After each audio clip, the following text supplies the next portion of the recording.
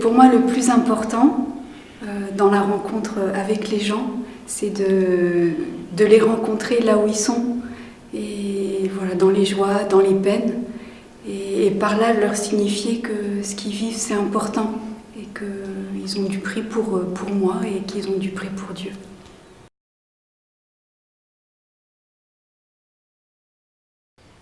J'essaie de dire surtout comment Dieu a changé ma vie. Donc je parle beaucoup de mes rêves, un monde où on peut vivre vraiment la fraternité, où on peut découvrir qu'on est tous égaux, et que Dieu m'a donné ce regard sur moi-même et sur les autres. Je pense que si on parle de rêves aux jeunes, ils ont envie d'écouter. Dans la vie, on a des hauts et des bas, on a des moments où ça va bien, des moments où ça va moins bien, de la joie, de la peur. On est habité par plein de choses, c'est normal. Voilà, il n'y a pas à s'inquiéter, c'est normal. Et au contraire, à partir de ça, on peut faire le tri et choisir vraiment justement tout ce qui va nous donner davantage de vie, et tout ce qui va nous faire grandir et nous faire tenir debout. Je sens qu'ils portent tous beaucoup de questions, un grand désir de trouver le sens de leur vie, de s'engager dans le monde, de s'engager dans leur vie affective, dans leurs relations. Et souvent, ils sont un peu perdus. Et comme moi, je l'ai été aussi quand j'étais jeune. J'ai été tellement heureuse de rencontrer des jésuites et des personnes de spiritualité ignatienne qui m'ont accompagnée sur ce chemin et qui m'ont aidée. J'ai envie de repartager ce trésor en fait, et ces moyens qui m'ont fait grandir et devenir petit à petit ce que je suis, et être heureuse de ce que je suis.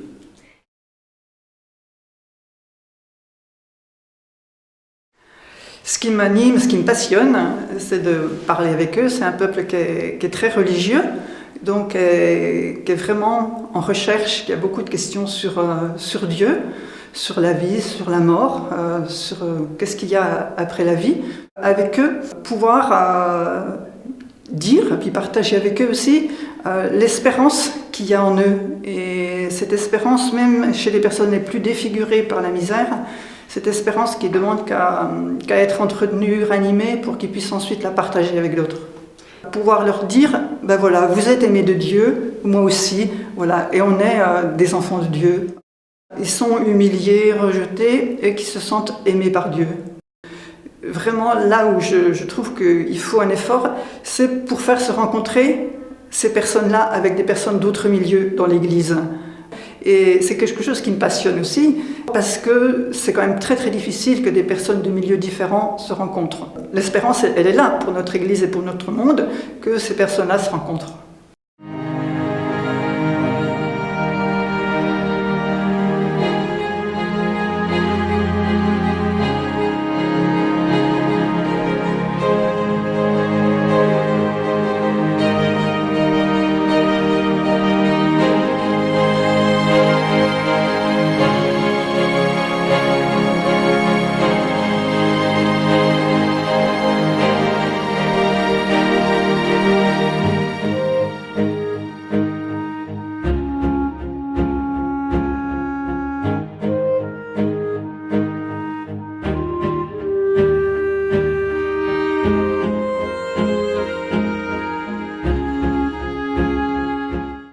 Alors, moi, je travaille dans un camp d'accueil avec 500 des réfugiés.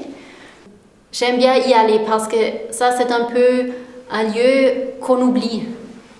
Et d'y aller là, ça, c'est de me mettre près d'eux, de m'intéresser à eux et d'essayer de les aider où personne ne veut pas y aller. Et pour moi, c'est très important de voir la dignité de chaque personne. Mais leur situation est si grave, ils devraient avoir une perspective. Ils n'ont pas de perspective dans leur pays d'origine. J'aimerais bien leur donner une perspective de vie. Quelquefois, c'est plutôt de les accompagner, d'aller avec eux, de leur donner de la force. Ça m'est égal si ce sont des musulmans ou des chrétiens, je les rencontre. Quelquefois, je suis vraiment étonnée de leur foi, de la force de leur foi, de la profondeur de leur foi. Et ça, c'est quelque chose que moi aussi donne de la force.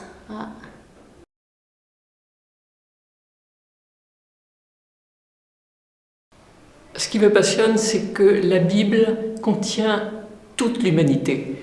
Les plus grands drames, les plus grandes perversions, comme les plus grandes vocations, missions. Et que dans cette réalité humaine tellement complexe, tellement difficile à comprendre, tellement difficile à accepter parfois, Dieu met sa présence au cœur de cette humanité pour la libérer. Et c'est peut-être ce mot de libération qui consonne beaucoup avec notre vocation d'auxiliatrice. C'est aussi une réalité qui touche mon travail de psychothérapeute où j'essaie d'aider des personnes à prendre conscience de ce qui peut les contrarier, les enchaîner, pour libérer leurs relations.